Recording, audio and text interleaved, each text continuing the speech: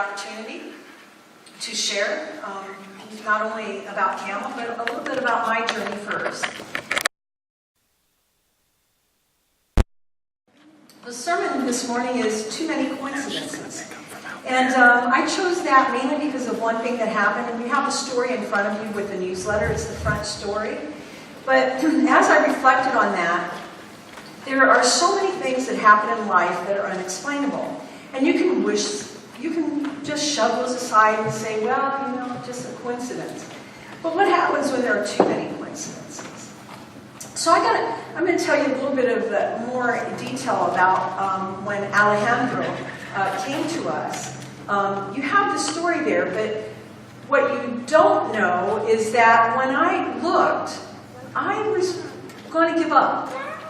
I said, and sometimes the work that's out there and so many needs, at the same time, there were teams of 40 people down there. Everybody had different needs. Everybody was coming with another need.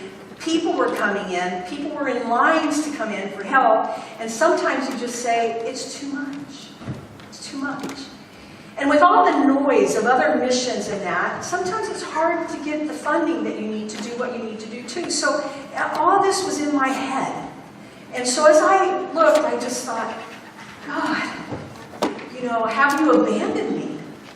There's just too much today.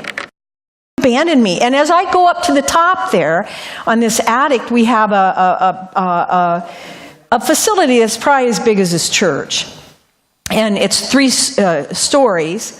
And so I went up to the very top after looking everywhere, and we just have this other area that's a maintenance level. And that's where I looked down at things. It's kind of like a balcony area. And I said to myself, God, have you abandoned? You've always met the needs. Have you abandoned? I had this sense of hopelessness a little bit there at that moment. And when I walked down the steps and saw Mark Gorman, a paraplegic who has been with us for 20-some years teaching our prosthetic technologists in that, how to make limbs and done our quality assurance on that, and I see him wheeling across the floor there, this thing in his lap, it was this moment of saying, no, God won't abandon us. God won't abandon us. And it wasn't a coincidence. It was too marvelous, all the things that happened. From the point of the person who donated this half-walker in the United States to the shipment that it came on, and that shipment arrived 16 hours after the man presented to us with the need, and that the next day he got it, was all just too marvelous to claim anything else. And so has been my life very much. I was raised in Kidron, Ohio, went to Kidron Elementary School. And I was born with a speech impediment, so bad that I was at Akron Children's Hospital on Saturdays with classes learning how to speak. And still I have words that I don't quite enunciate right, and I stumble sometimes. So if I stumble today, forgive me. It's still a learning process, and I keep trying to get better. But so I had the speech impediment, and I was bullied in school, and letters were passed across, and teachers read them out loud without knowing that the letter was slamming me and my speech impediments, and that was part of life. And so I became very, I loved old people, and I loved animals. I didn't like much my age group people. So I surrounded myself by more of the old people and animals, and loved it because there seemed to be maturity and understanding in both those. And but it made me also understand the underdog. It gave me that heart to understand that. My father built a home over in Orville, and so we had to transfer my 7th grade to Orville. And I remember in my elementary years, I was always put with the special learning children with learning disabilities. I was always with those children from 1 through 6. So when I went to the Orville school system, they put me in a normal classroom. And I started being with normal kids all the time. And my grades weren't bad. I mean, I was a C, so I wasn't bad. But Mr. Norris got a hold of my old school records, and he promptly marched me up to what was a third-story room that had Down syndrome and other children with learning disabilities. And he said, Kath, I got your old records, and this is really where you belong. I remember, now I'm Salem Mennonite in Kidron, Ohio. Raised Mennonite, and you know, respect of your elders. So you just kind of do what you're told to do. It was the first time in my life that I looked at an elder and I said, no, I would like to call my mother. Now, my mother is a Swiss German lady, but I've never heard her cuss. I've never heard her yell. The arguments were always settled calmly. No bad mouthing, no undermining the other person. It was always very calm. My mom's 88 right now.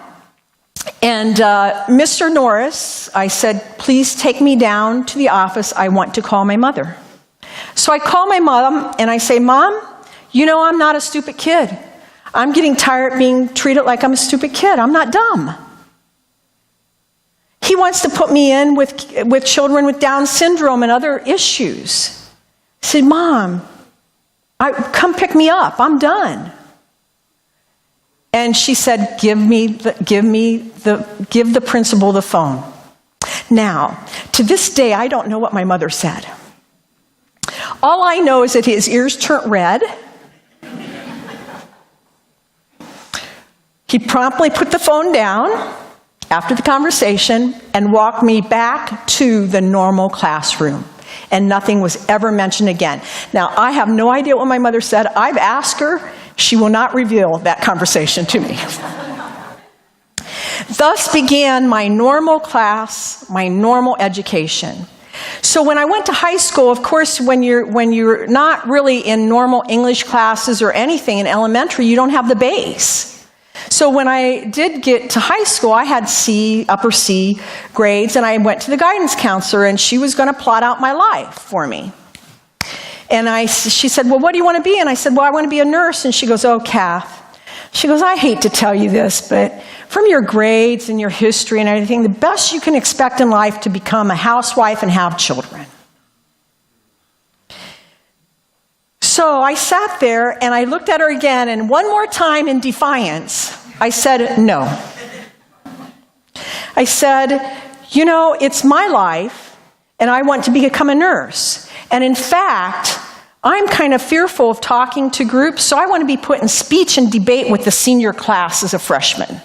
She looked at me as if I was absolutely nuts, and maybe I was. But she put me in speech and debate with the senior class. At that point, there was a pivotal moment. All of you have had it. The pivotal moment when you realize something. And this was my pivotal moment when I realized something. That group of people, they were not there to make fun of me. And it was when Mrs. Fuller gave me a speech to say about what had happened the night before in the newspaper. And I had to read a word that I couldn't say. There was no way I could say it. And she made me stand there until I could say it. But in all the senior class faces, I didn't see one person mocking, rolling their eyes, or doing anything. Instead, they were wording the word, mouthing the word, mouthing it. Burglary. Burglary. And at that moment, you realize that not everybody is bullies. You realize that there's goodness in people and maturity in people. Okay? I realize that. Well, you know, I'm going to fast forward this. I did get into nursing school. That was a little bit of a challenge, too, where the nursing director said, your grades aren't quite high enough. Go back to community college, get all A's in med-surg, and then I'll see about letting you in next year. So I did. I aced all those courses, went back to Mrs. Hartong, and I laid my grades on the table, and I said, there's only one question in mind right now, and that is, are you a woman of your word or not? And she admitted me to nursing school. Now, I will say this kind of as a joke, but partly in serious. It has been easier for me to get 2 college degrees and be on the honor roll than what it has been for me to find one good man. Right? I am single, and at 63 years old, I think I'm going to stay that way. I think that is part of God's plan. That is not a coincidence. Okay? That is not a coincidence. I think all of these things that I just told you are not coincidences. I remember the first thing when I was sitting there with that duffel bag in my living room, I was paying for my 2nd degree, single woman, paying house, paying my single degree, working full-time, 2nd degree, working full-time as an RN in the emergency room. And I was getting by paying my bills, and now I was paying all the bills of Camel too. Camel, I paid all the bills for the first 5 years of development. It was hard. And so there I was sitting, and a church had done the wonderful thing of doing a sheet drive, and there was 500 sheets because we needed them for the hospital because there were no sheets in the bed of this hospital. And I was sitting there on my bicycle inside. It was winter. And, I was mad at God. I was saying, God, how can you do this? You charge my heart to do this. You get me through Peace Corps, which was the most hellish 2 years of my entire life. And now you haunt me with a reoccurring dream for 2 years, from 1981 till 89, that took me back to that hospital almost every other night, or every once in a while. I'd go back to that hospital where I served as a Peace Corps volunteer for 2 years, and that dream would take me back there. And so he charged me with doing this, but yet he was abandoning me, or I felt so. And I was on that bicycle, and I was yelling at God. And I had my German Shepherd that I brought home from Peace Corps with me. He was there looking up at me like, what's the problem here? A half an hour later, the phone rings. It's Deb Himes of the Salem Mennonite Church in Kidron. Deb's older than I really don't know her that well. No reason for her to communicate with me. Never called me before in my entire life.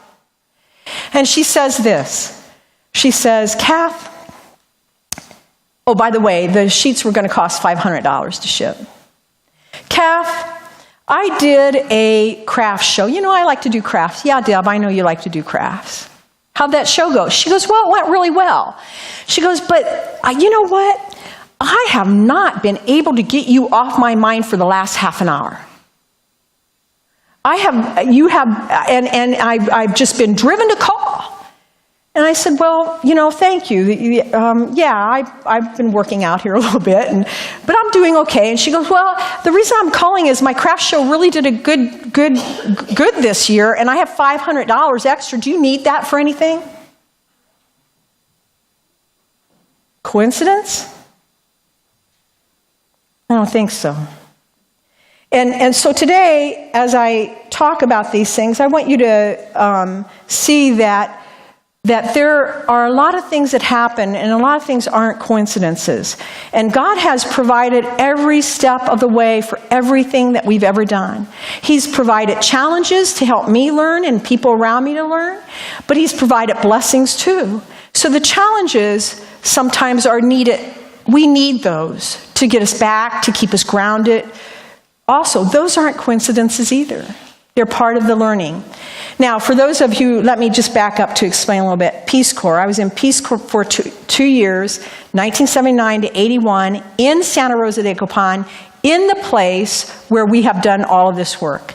When I left in 81, I said, I never am going to return to this God-forsaken place in my entire life. I am done. I am done. I became a critical care nurse, tried to forget, couldn't forget, have flashbacks, recurring dreams. 81, I went back, and the conditions were worse. And it brought me to my knees. And that bringing me to my knees is what evolved now. And this is where I'm going to talk a little bit about where we are now. So we're going to fast forward 27 years. and just show you kind of what we do so you can be more familiar with that. So, we are a Christian-based humanitarian organization. And our two things that you need to understand is I learned that they don't need our charity. They don't need our charity. They need to be able to have self-reliance on themselves and build them up so they can do things. They need inspiration to give them hope. Because when you're in a hopeless situation, you can't see beyond. And so what makes us different? Well, what makes us different is we're counterparting. And that's part of our sustainability. So if I take a teacher down, that teacher isn't by herself. She's with a teacher from there who she's mentoring. If I take an eye surgeon down, he's with an eye surgeon who he's mentoring. If I take a trade person down, he's with an instructor at the trade school. If I take somebody who is a sports person, they're in the community gym. It's all about enabling them to do what they need to do. So that's the part of our sustainability, that counterpart principle. And we have 4 areas of service. And the one area that often we don't talk about in presentations and people don't really see is the recycling and redistribution. So we have, those of you who haven't visited our facility in Orville, please come see it. It's a long way from the duffel bag of my living room to where it is now. So we process over $2 million a year of goods. So we ship 7 containers a year of processed inventory in the scanning system. We know what shelf it goes on and where it goes at the end. So we have that system that we do that. And so all of that feeds into all of our programs. So we pack those containers by hand because we don't want to lose one little tiny inch of it. In fact, my staff teases me and says, Kath, we know when you pack it because we can't get a toothpick in between the boxes. So they tease me in Honduras.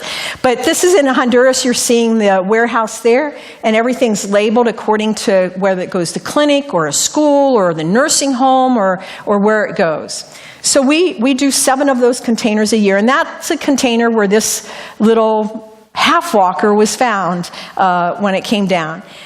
So we do the recycling, redistribution, but we also do many medical services, and those medical services encompass a lot of things. And I'm not going to go through each one of those because you guys would cloud over by that time. But what I'm going to do is just talk about 2 of those areas of service. So I want you to meet Josue. Josue was being mentored by Christian.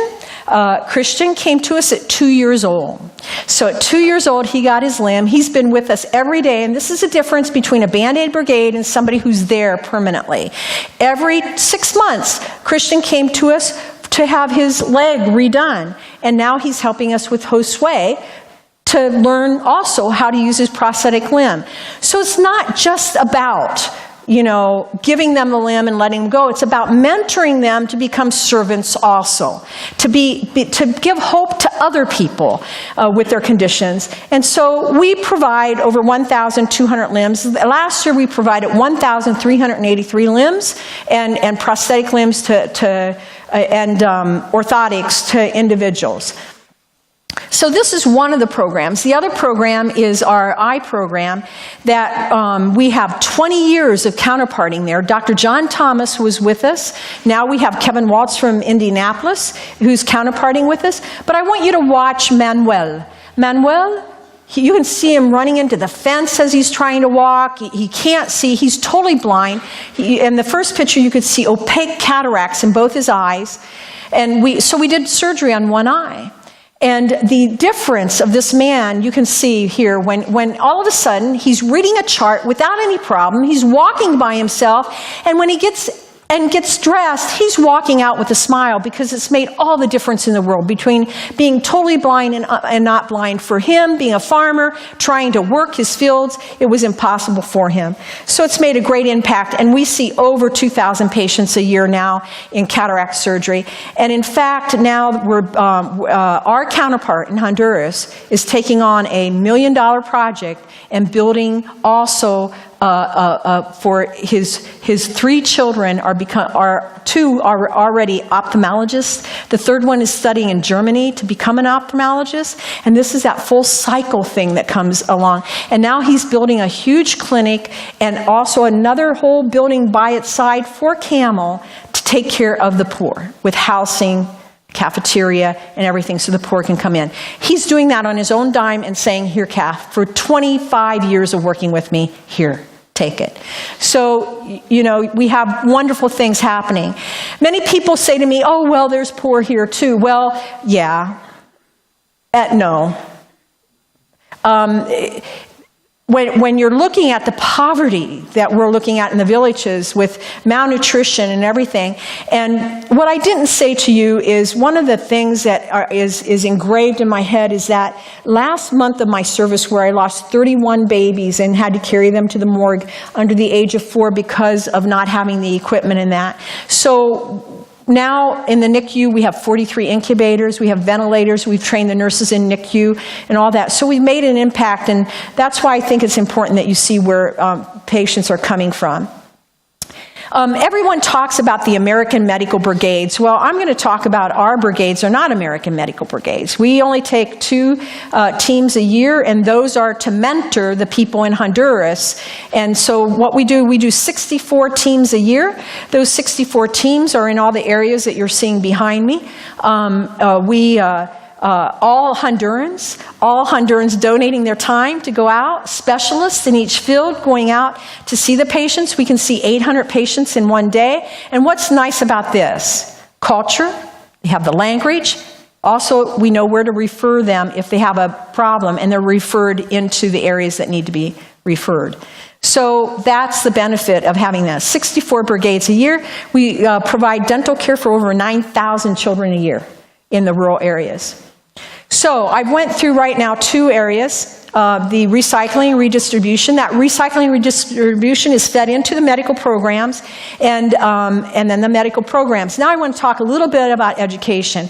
And the whole time that we did this, if you think about the counterpart model, it's about education. It's about education. You want to educate them to take care of themselves. So we educate in all these areas. And I'll talk about those a little bit. Education is in children and adults. We don't just say, okay, we're only in this little area. And the right training education, we started the paramedics down there. We started the firemen. We did the neonatal training, ACLS, CPR. We are the national registry for the American Heart Association in Honduras. We certify over 1,500 doctors and nurses and people a year in CPR. A lot of the equipment that you're seeing there is all that came through our warehouse in Orville, Ohio. The Massam police, the Massam paramedics, Orville paramedics, fire departments, and that. And then education. And so we try to make sure that we're doing that. And we have 13 rural schools now that we're helping to get books for and everything. So they have increased at a 15% compared to other testing in other schools. So I could say a lot more about education, but I, again, am kind of watching, so I don't see anybody falling asleep yet, so I think we're good yet. So community development. Community development is very important, and these are the areas that we have in community development. Now, I do want to say a little bit about that. When I speak to some individuals, they say, well, Kathy, you're all over the place, you know? Like most missions is this orphanage or this church or this, and you're all over the place. Well, when you're able to do something and bring it all together in a beautiful tapestry, why would you not do that? The tapestry is very important. Because if you have an unhealthy community where gangs are in that community and you have no daycare and you have no gym and you have no trade school and you have no domestic violence and you have no support system for anything that's going on, how can you ever have anything more than gang violence? All right? And remember, we're about filling those gaps of health care. Of filling those gaps of community. So we're being true to our mission. And who's the greatest at risk? Go unto those and serve the poor. serve the poor. So when I'm talking about these things, I'm talking about these things because they've gotten kids off the street.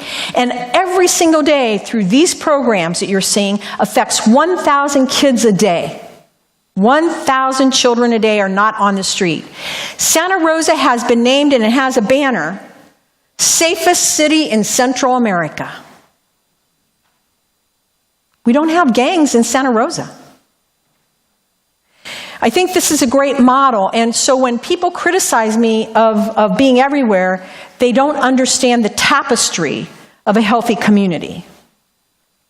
It's everything. It's churches. It's these other areas for people to go to. It's everything. And they have to work together. You have to work together. So the public health department was fallen to the ground, and so we built it back up, and it was seeing 150 to 189 patients a day, and now it sees 800 patients. It's the only one with mammography, cervical cancer, ultrasound, and general x-ray in the entire nation for the poor. All right? 800 patients a day. From mud to non-functioning, that's the gym before, and now this is the gym today. The gym sees 500 kids a day. It's the only gym for 1 million people. All right? And so we were able to bring that out. And then the daycare was abandoned. There was no food. There was no teacher. We put a teacher, food, fixed the screens, got it up and running. And now those children are the most prepared in Santa Rosa for first grade. And they're the poorest. The trade school was abandoned. There was nothing there. And now there's different things there. And the shelter didn't exist. And now the shelter has 44 beds, and it's the largest shelter in Central and South America. So these structures help to get people off the street and help people to have a healthy environment. So my question to you is, what can you do? Well, pray and spread this model. It's a comprehensive tapestry of how we can affect community. And believe me, I don't believe that this is just applicable to Honduras. This is applicable to our communities here. Let's keep people off the streets. Let's keep them involved with things, whether that be, whatever that might be, let's keep them involved. So I want to just read in closing this, because I think that many times we get bogged down, and many times we don't know why things happen. But I want to read this verse. It's Matthew 11:28 through 30. And I'm going to kind of explain a little bit as it goes. Come to me, all of you who labor and are heavy laden and overburdened. I will cause you rest. Rest. What does that mean? I will ease and relieve and refresh your soul. Then it goes on. Take my yoke upon you and learn of me, for I am gentle or meek and humble or lowly hearted. And you will find rest. What is rest? It's relief and an ease and a refreshment and a recreation and a blessed quietness for your souls. For my yoke is wholesome.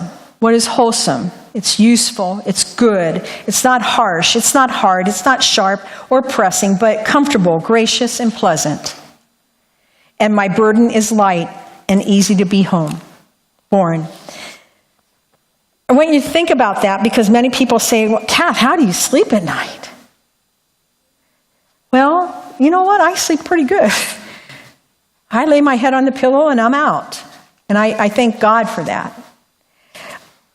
Also, I think that in closing, I'd like to kind of leave you with this thought.